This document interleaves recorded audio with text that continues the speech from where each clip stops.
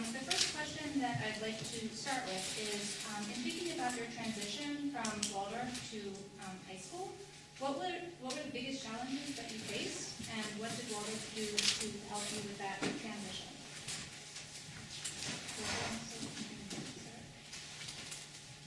Sure. I actually didn't have too much trouble with the transition. To be perfectly honest, I probably had a different experience than a lot of people here because I went to Waldorf School, which is a relatively small private school. So I know if you ask Princeton, she went to South Brunswick High School. That was probably a very different experience than from what I had. But I felt very well prepared academically for everything that was asked of me.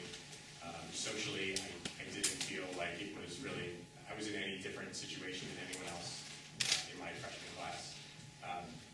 Again, to be perfectly honest, I think what I had the hardest time with was, finding where my next class was going to be and what building to go to. Because here it's a very small, insulated environment where you pretty much went with the group, and I've been here since kindergarten, basically. So I knew where things were.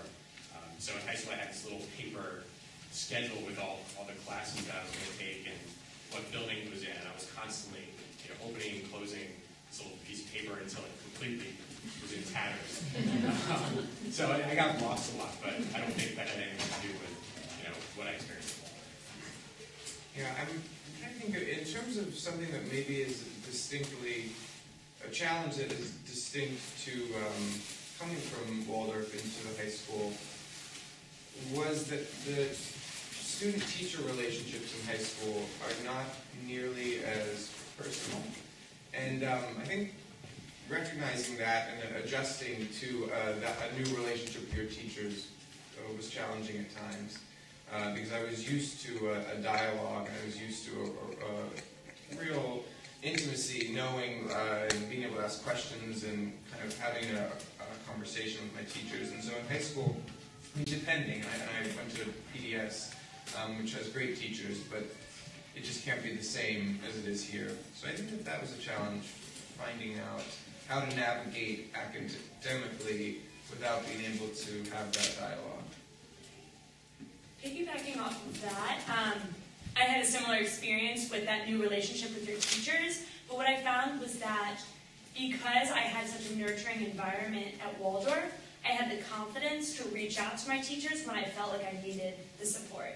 And having this skill that I learned here because I was able to be confident and know I could approach my teachers, I carried that through high school, which helped me excel in high school, and it helped me a lot in college because as you apply to jobs, which I'm in the process of, you want those professors who can write you good recommendations and who really know you. And stemming from Waldorf and my ability to have the confidence to go out and get what I need from my advisors, my mentors, who are my educators, I was able to build those relationships that are ultimately going to help me prosper in the professional world as well.